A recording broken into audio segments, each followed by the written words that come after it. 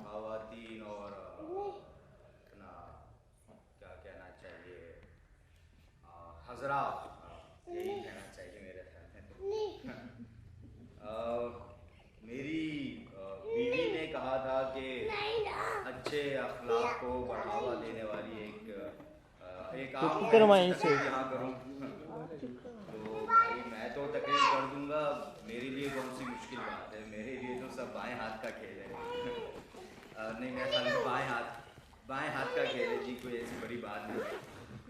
तो देखिए, बात दरअसल ये है कि देखिए, मैं कोई प्रोफेसर तो हूँ नहीं और ना ही मैंने कभी कोई डिग्री ली।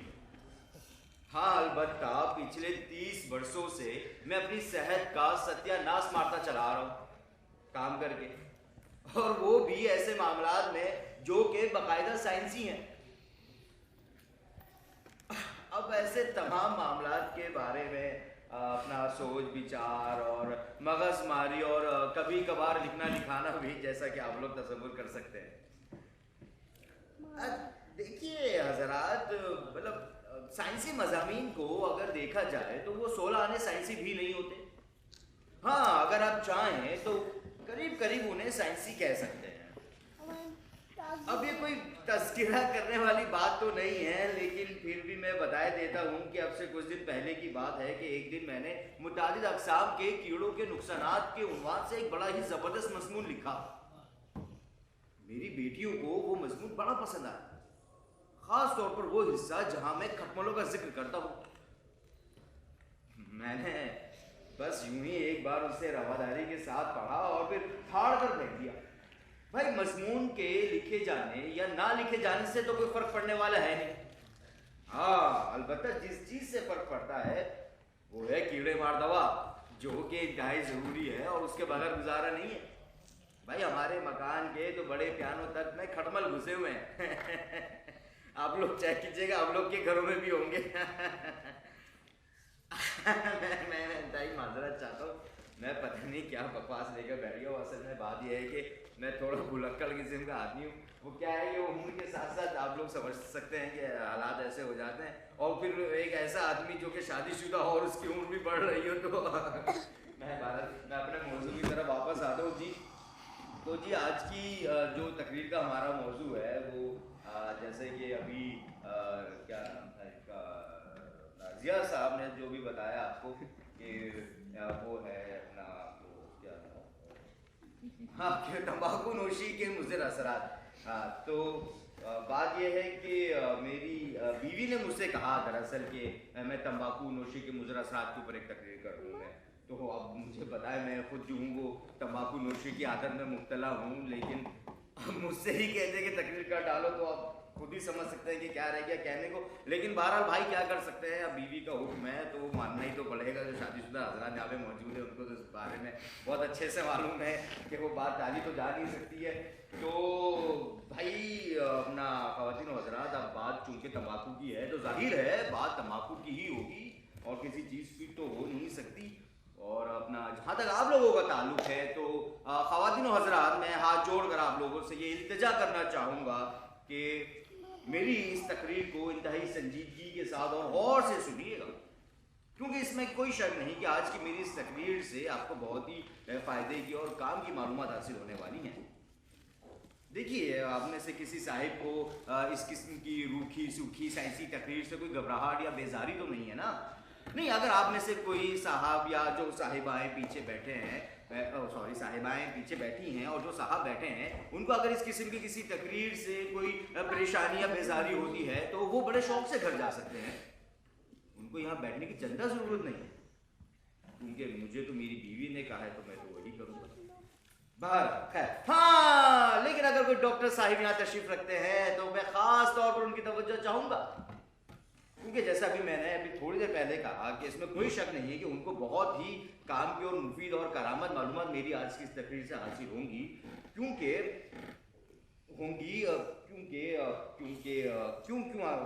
तंबाकू को आप जो हैं वो एक दवा के तौर पर भी इस्तेमाल कर सकते हैं। मिसाल के तौर पर आप क्या कीजिए, आप कीजिए, आप ये कीजिए, आप जो हैं वो एक मक्खी को लीजिए और उसको तंबाकू की डिबिया के अंदर बंद कर दे, तो आप पाएंगे कि वो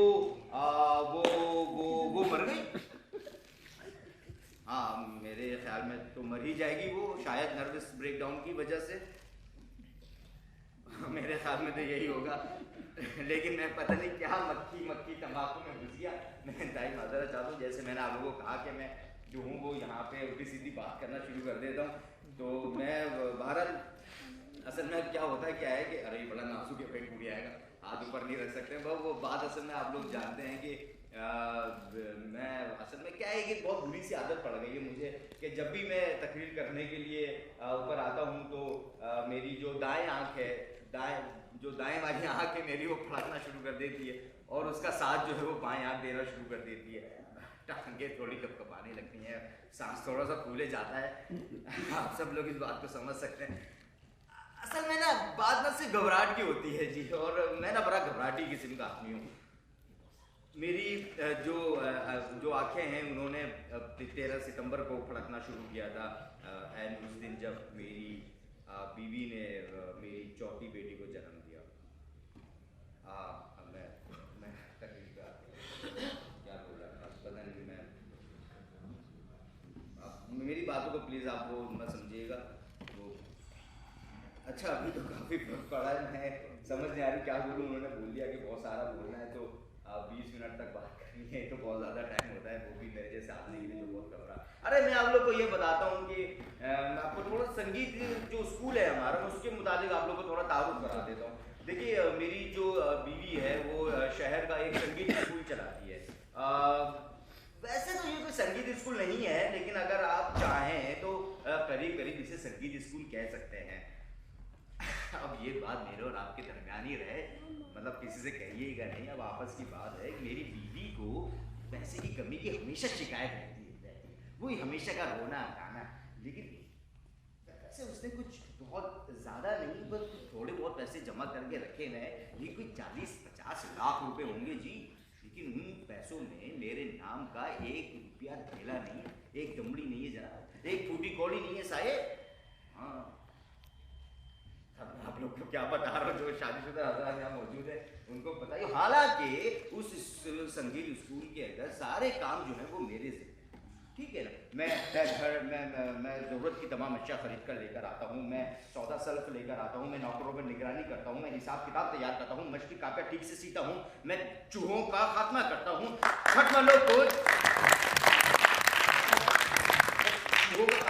खटमलों को जड़ से पकड़ के उनको मारता हूँ और अपने बीवी के नन्हे मुन्ने कुत्ते को ठहराने के लिए ले जाता हूँ। और कल रात तो इन कामों के अलावा एक और काम मेरे जिम्मे था, वो ये कि बावर्ची को पैनकेक तैयार करने के लिए आटा और मक्खन हिसाब से दूं।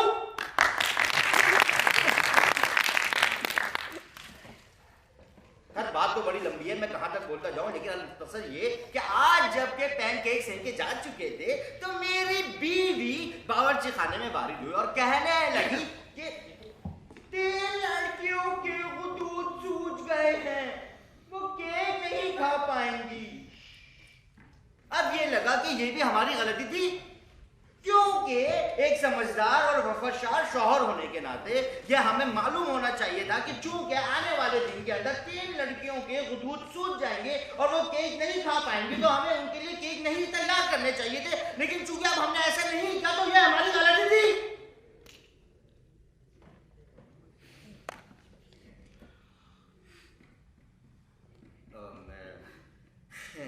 नहीं सॉरी, मैं इंतहाई माजरत चाहता हूँ, पता नहीं कहाँ से कहाँ निकल गया। हालांकि मैं क्या बोल रहा था, मैं तकरीर क्या था हमारी तकरीर पर मौजूद क्या था। पहले तो वो ये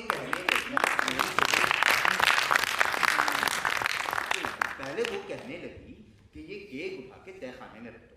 हाँ, लेकिन फिर खुद ही कुछ सोच के कहा कि तू ही खा ले, के पठे।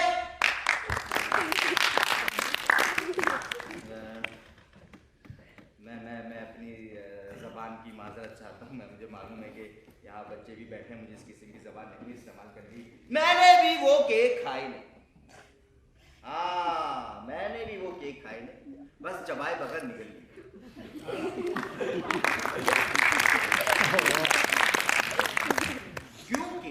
क्योंकि नौबत हमेशा फाकाकशी की रहती। अब मिसाल के तौर पर कल रात उसने मुझे दोपहर का खाना नहीं दिया और कहने लगी कि तुझे किसने खिलाऊं उल्लू के पट्टे, या फिर कहेगी वो क्या कहेगी, हाँ वो शैतान के जने, ये जहरीले नाग।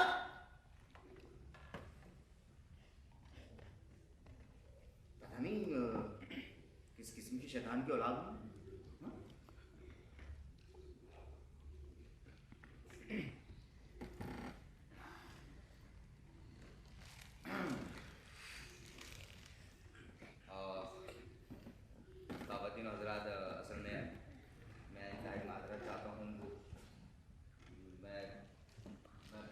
क्या बकवास लेके क्या लोगों के सामने बैठ गया। अक्सर में मैंने बोला था ना कि थोड़ा भुलक्कड़ किस्म का आदमी उठ के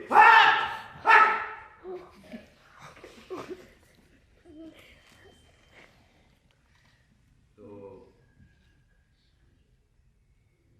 मैं आप लोगों को ये कह रहा था कि मुझे आप लोग बिल्कुल इस तरह से प्लीज जज मत कीजिएगा। हालांकि मैं थोड़ा पता नहीं क्या बकवास, मैं पता नहीं क्या, हालांकि आप लोगों का दिल होगा कि कुछ उधर हमने ये किया है तो तकरीर होगी, कुछ अच्छी बातें होंगी, कुछ गाना बजाना होगा, कुछ मतलब यहाँ थोड़ा कल्चर है, लतीफ़े सुनाए जाते हैं, जुगतें होंगी। मैं पता नहीं क्या बातें बोल रहा हूँ। मैं क्या कर सकता हूँ। मैं आप लोग मैं गाना आप लोगों को सुनाता हूँ, आप लोगों को गाना मजे का लगेगा। ठीक है, मेरी बातों को मैं गाना सुना देता हूँ, यहाँ बैठ जाता हूँ। हाँ ठीक है, सही है, टूटेगा नहीं। तो ख़वातीन हज़रात, आप लोगों की मनोरंजन के लिए एक गाना मैं पेश करता हूँ।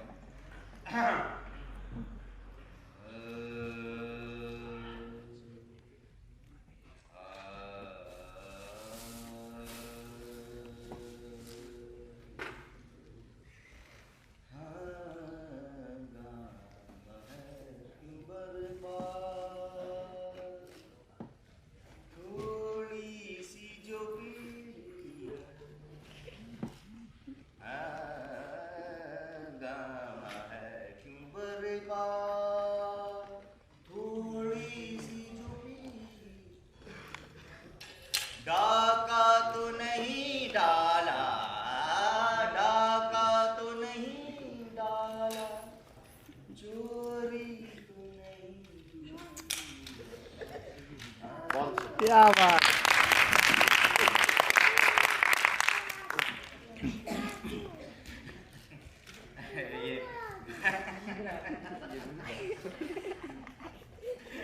ये बस ऐसे पता नहीं कहा।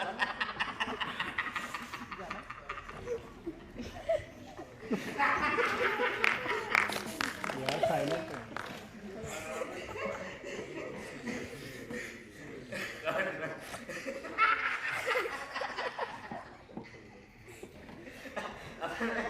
आप लोग सोच रहे होंगे कि इसमें इतने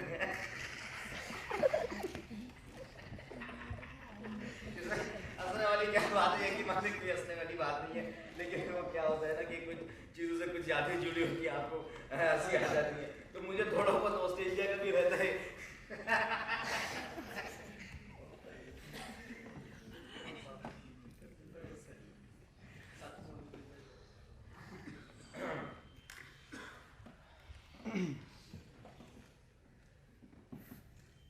उस संगीत स्कूल में घरदारी के अलावा मैं वो क्या कहते हैं उसको, क्या करता हूँ मैं अदबियात और तारीख और रियाजी और कशीदाकारी और इस तरह के जो दीगर चीज़ें होती हैं उसको पढ़ाने का जिम्मे भी अब मेरा ही है। नाच और गाने के मेरी बीवी अलग से पैसे लेती है, लेकिन उसका उस्ताद भी मैं ही। नहीं, आप लोग को लग रहा होगा कि ये भी पागल बुढ़ा खिसाया हुआ कोई बंदा है, यहाँ को उल्टी सीधी आके बकवास किया जा रहा है। जैसे हमारे यहाँ एक कल्चर है कि जिसको एक दफा स्टेज मिल जाए वो छोड़ने का नाम लेता है, अपने अपनी हाँफने लगता है। लेकिन मेरा ऐसा नहीं है साहब, मेरा ऐसा नहीं है भाई। अगर आप लोग को यकीन नहीं आ रहा तो आप आगे स्कूल में आके चेक कर सकते हैं। हमारा स्कूल जो है ये जो मैं आपको सारी बातें बता रहा हूँ, ये जितनी भी आप लोग को बकवास लग रही है, बकवास नहीं, ये मेरी जिंदगी की बदनसीबी, ये मखलूसियत है मेरी जिंदगी की।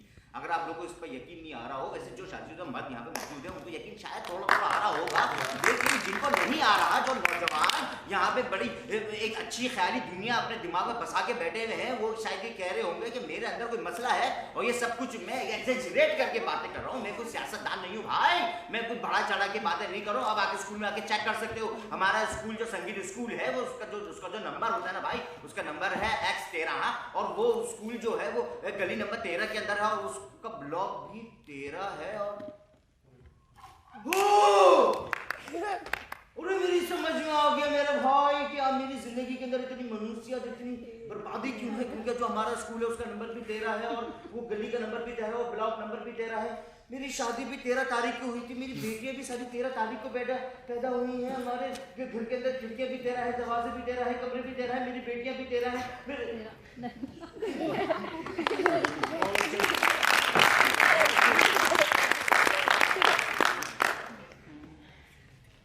नहीं, बेटियां 6 हैं, सॉरी।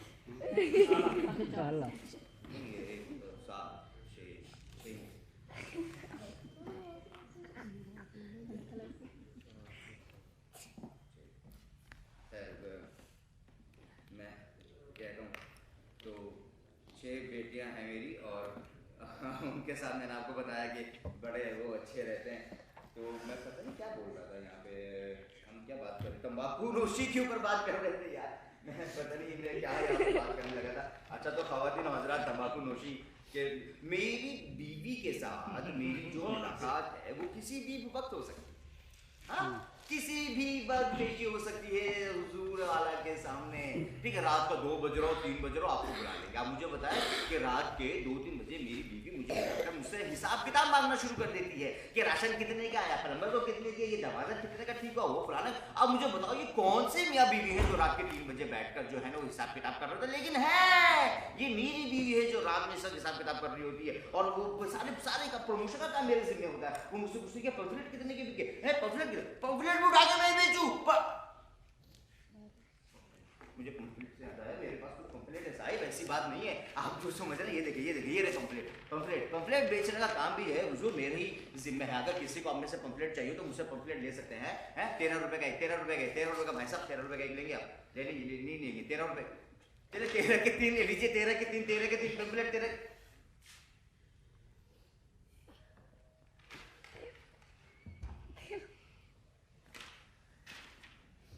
ये होता है सर, शादी के बाद ना 13 का रहता है ना 3।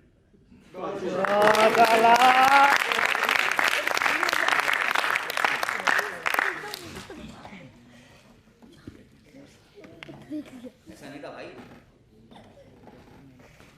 इस तरह का आदमी आप लोग को लग रहा होगा कि शायद इंजेक्शन ज्यादा लग गए हैं, बचपन में नर्स ने नीचे गिरा दिया था जमीन में, दिमाग में चोट लग गई।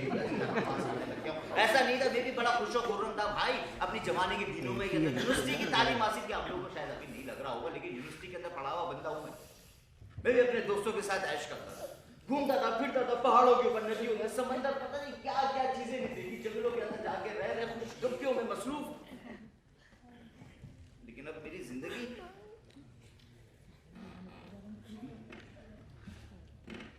मैं बताना चाहता हूँ, मैं अंदर से बहुत दुखी हूँ। मतलब समझ नहीं आती किस तरह से बात को मतलब बयान किया जाए। इधर दर्द होता है, ऐसा लगता है कि कुछ चीज चुभ रही है यहाँ पे। मेरा दिल चाहता है कि मैं रोऊं, मैं सर पीटूं, समझ नहीं आता कि कहाँ से इस जिंदगी से मैं अपना छुटकारा हासिल करूं। मेरा दिल चाहता है कि मैं भाग जाऊं यहाँ से, इस दुनिया से, किसी दूसरे कोने में पहुंचूं, हमारा ये जमीन पर है, मैं अंदर दस जाऊं, आसमान में उड़। मुझे समझ नहीं आता इस जिंदगी में इतनी मनुष्यत, इतनी बर्बादी मेरे शामिल हो गई है। और अब ये कोट देख रहे हैं, ये कोट देख रहे हैं, ये कोट जो है, ये सारा कोट जब से मेरे से चिपका है उतरने का नाम नहीं लेता है। जब भी मैं कोई इस तरह की तकलीफ करने के आता हूँ, ये कोट पहन के आता हूँ। और ये कोट कोई हैवी कोट नहीं है, ये वो कोट है जो मेरे शादी में पहना था, मेरे बड़ी के आया है मेरी जिंदगी के अंदर मनुष्य को तो मैं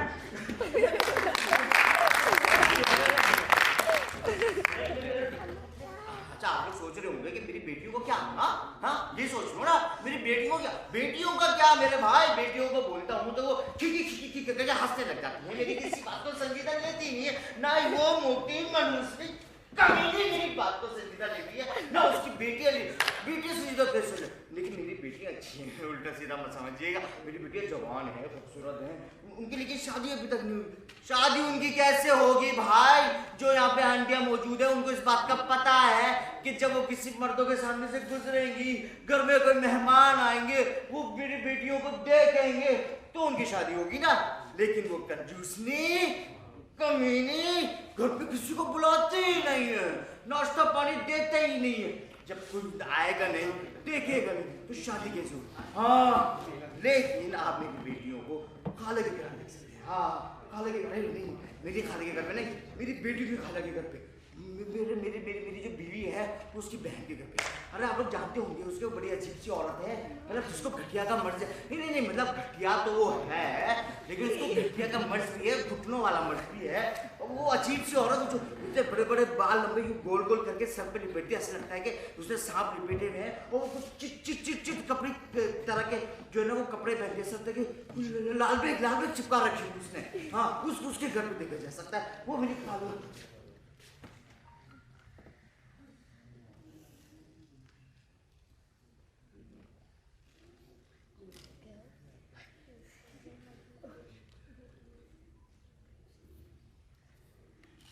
ये नहीं समझ में आता कि ये क्या होता है। वो जब एक मेरे सामने आती है ना, सामने जब आती है, मेरा अंदर से दिल चाहता है कि इसका मैं मतलब मेरे जज्बात आप समझने की कोशिश करें कि एक तो मैं शादीशुदा शौहर और ऊपर से अपनी ही बीवी का मुलाजिम, तो मेरी हालत इस वक्त क्या हो रही होगी, मैं मतलब एक जो मतलब शादीशुदा आदमी अगर वो अपनी बीवी का मुलाजिम हो तो वो क्या होता है, वो पता नहीं वो होता है वो।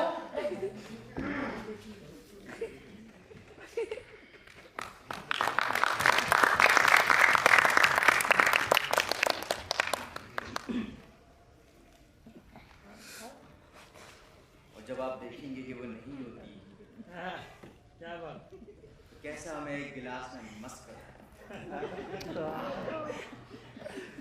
एकदम हवाओं में मस्त मलंग जिंदगी जैसे मेरी बचपन में होती, नौजवानी की थी।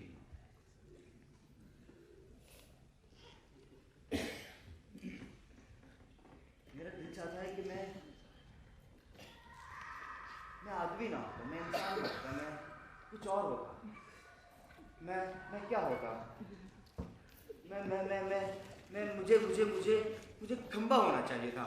हाँ मैं खंबा होता, सड़क के किनारे खड़े हैं, कोई मसला ही नहीं है, जिंदगी में कोई रोला ही नहीं थी, ना कोई बीवी, ना कोई स्कूल, ना कोई संगीत, बस एक खंबा, एक खंबे की तरफ खड़े होकर आप सड़क के किनारे खड़े हैं, एकदम मस्त मलक जिंदगी है, कोई टेंशन ही नहीं है, लोग नीचे से गुजर रहे हैं, गाड़ियाँ गुजर रही है, मोटरवे के ऊपर लग जाओ, हाँ छुट्टियाँ भी मिलती है सर्दियों में फॉग की वजह से, मस्त मलक जिंदगी गुजर रही है, शू गाड़ी, ये गाड़ी इधर के, वो गाड़ी इधर के, यूं करके खड़े या फिर मुझे दरख्त होना चाहिए था, यस दरख्त होगा, एकदम मस्त मलक जिंदगी, खड़े हैं किसी जगह के ऊपर, एकदम यूं करके लहरा रहे हैं। हाँ दरख्त, ये दरख्त किस चीज का है? ये दरख्त है ये अंगूर का दरख्त, अंगूर का नहीं अंगूर का दरख्त नहीं होता, अंगूर तो ये किसका दरख्त हो सकता है? ये तरबूज का दरख्त, मतलब तरबूज का तो नहीं हो, मतलब चलो तरबूज का मान लेते हैं, ख्याली दरख्त है, कौन सा हमारे पैसे तरबूज का दरख्त, तरबूज के दरख्त पे लोग आ रहे हैं, बैठे हैं, नौजवान लड़के लड़कियां कॉलेजों से बंक करके आ रहे हैं।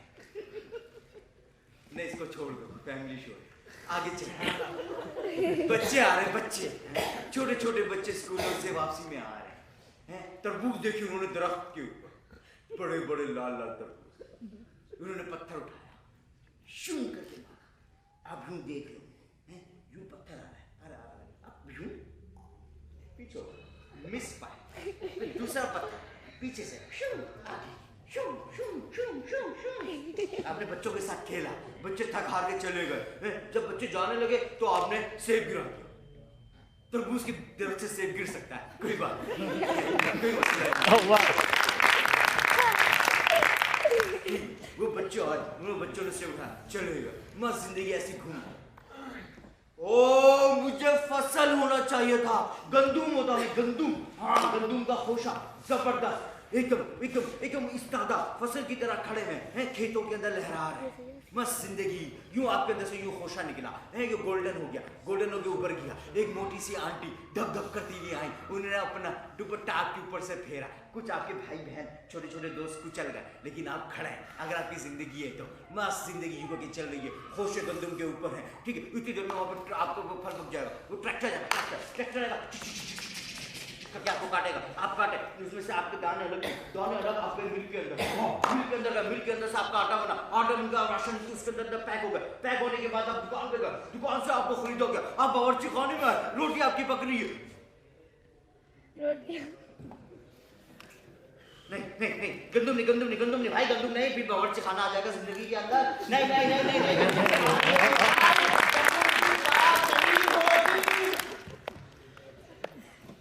जो पानी होना चाहिए, पानी मस्त।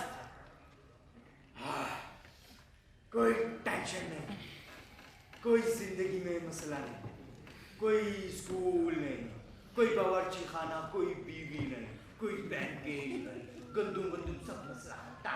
एक जबरदस्त किस्म की साइकिल के अंदर लाइफ चल रही है। आप अंदर धूप पड़ी, उड़कर आप गए, बादलों के अंदर चले गए, बादलों से उड़ के आपने सफर करना शुरू किया।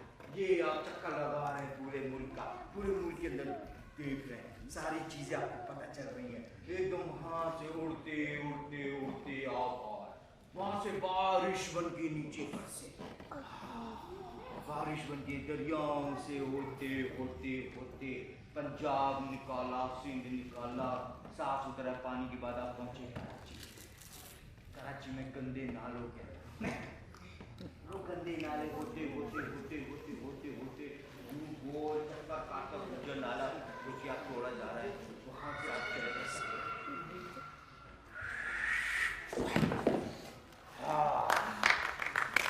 समंदर के अंदर आप तैर रहे हैं, मस्त जिंदगी, मगरमच्छों के साथ खेल रहे हैं। नहीं होते कराची में, लेकिन कोई बात नहीं, जब तरबूज में सेब गिर सकता है तो मगरमच्छ भी हो सकते हैं। मस्त जिंदगी चल रही है, आप तैरते जाओ एकदम मछलियों के साथ, आंख मचोलिए, समंदरों से होते हुए आप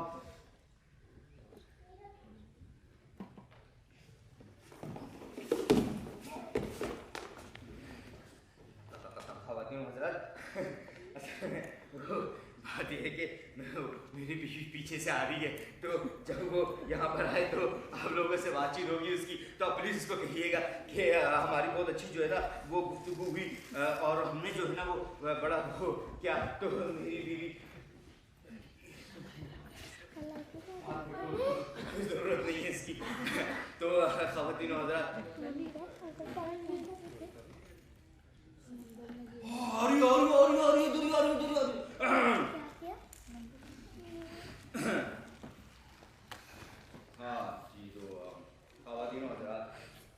जैसे कि आप लोगों ने सुना अभी पिछले कुछ मिनटों के अंदर मैंने तंबाकू नोशी के मुज़र असरात के ऊपर यहाँ पर एक तकरीर की, और मैं समझ सकता हूँ, मैं मुझे बिल्कुल उम्मीद है कि आप लोगों को मेरी तकरीर तंबाकू नोशी के जितने भी मुश्किल और मुज़र जो उसके असरात हो वो आपको समझ में आए होंगे।